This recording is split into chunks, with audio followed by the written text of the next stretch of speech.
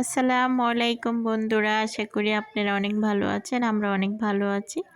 আজকে নিয়ে এসেছি মজাদার ভর্তা তৈরি করব।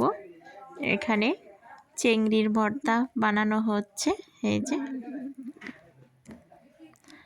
আমি এখানে ধনে পাতার ভর্তা, চিংড়ির ভর্তা, কালিজিরার ভর্তা বানিয়ে নিয়েছি।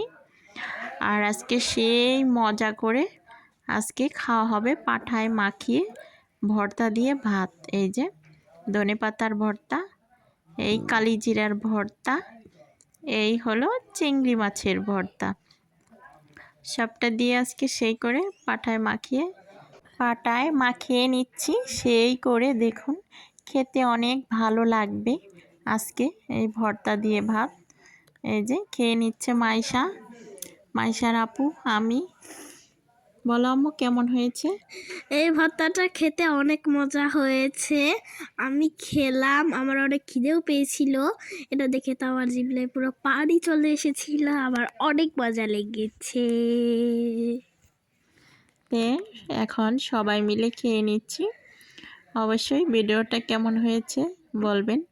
আর আগেকার মা চাচিরা এরকম পাঠায় ভাত মাখিয়ে সবাইকে নলা নলা দিত, খেতে সে মজা লাগতো।